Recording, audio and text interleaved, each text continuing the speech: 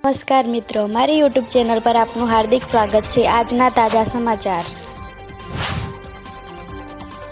ખેડામાં નીલગાય આડી ઉતરતા કાર સાથે અથડાઈ જતા હેડ કોન્સ્ટેબલ અને તેમની માતાનું મોત સર્જાયું છે। 13 વર્ષના ભાઈએ ઠંડે કલેજે 1 વર્ષીય બહેનની હત્યા કરી નાખી। સુરતની ચોંકાવનારી ઘટના, લોકો સ્તબ્ધ। સુરતના ગોડાદરા વિસ્તારમાં ધોરણ 8ની વિદ્યાર્થીની સોમવારે સાંજે ગળો ફાંસો ખાઈ જીવન ટૂંકાવ્યું હતું। જો કે સ્કૂલની ફી ન ભરતા સ્ટાફ દ્વારા વિદ્યાર્થીને ક્લાસમાં અને ટોયલેટ પાસે ઊભી રાખવામાં આવતા આ પગલું ભરી લીધું હોવાનો પરિવારે આક્ષેપ કર્યો છે, જ્યારે સ્કૂલ સંચાલકોએ આક્ષેપને ખોટો ગણાવ્યો છે। મહત્વનું છે કે ગોડાદરાની સ્કૂલમાં ભણતી વિદ્યાર્થીના આપઘાત કેસમાં સ્કૂલ સંચાલકો સામે આક્ષેપો થતાં સુરત જિલ્લા શિક્ષણ અધિકારીએ શિક્ષણ નિરીક્ષક સહિત 5 સભ્યોની ટીમને તપાસ સોંપી રિપોર્ટ મંગાવ્યો હતો। આ સભ્યોએ સ્કૂલમાં જઈને સીસીટીવી ફૂટેજ લીધા હતા, સાથે જ સ્કૂલ સ્ટાફ તેમજ વિદ્યાર્થીઓ પાસેથી માહિતી મેળવી હતી। આ માહિતી બાદ આગામી દિવસોમાં ટીમ ડીઈઓને રિપોર્ટ થશે।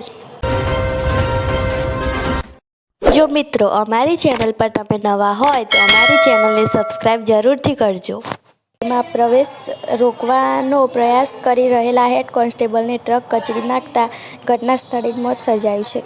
8 વિદ્યાર્થીનીના આપઘાત કેસમાં પ્રેમ સંબંધનો કિસ્સો, પરિવાર દ્વારા સ્કૂલે મોકલવાનું બંધ કરાવ્યું। પિતાના અવસાન બાદ હતાશ રહેતા યુવકનો આપઘાત, ખેતરમાં ઝાડ સાથે ફાંસો ખાઈ આયુ ટૂંકાવ્યું। ઘટના સુરતની ભરૂચના સિટી સેન્ટર અને હાજીખાના બજારમાંથી કુલ ₹3.31 લાખના વિદેશી દારૂ સાથે એક આરોપીની ઝડપી પડતી ભરૂચ શહેર એ ડિવિઝન પોલીસ। સિનોરના વણિયાદ ગામની નર્મદા કેનાલના ગેટ પાસેથી યુવકની લાશ મળી આવતા સિનોર પોલીસે વધુ તપાસ હાથ ધરી।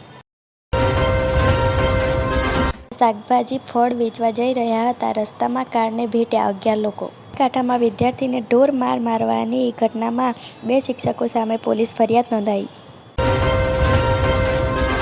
અમદાવાદના નરોડામાં પાડોશીએ જ સગીરાને પીંખી નાખી 20 દિવસમાં 2 વાર હવસનો શિકાર બનાવી। ઉમરેઠમાં મહિલાની સામે જોવાની બાબતે એક જ કોમના 2 પક્ષો વચ્ચે ધીંગાણું। પબ્લિક સર્વિસ કમિશનના ચેરમેન હસમુખ પટેલે આજના દિવસે મહત્વની જાહેરાત કરી છે।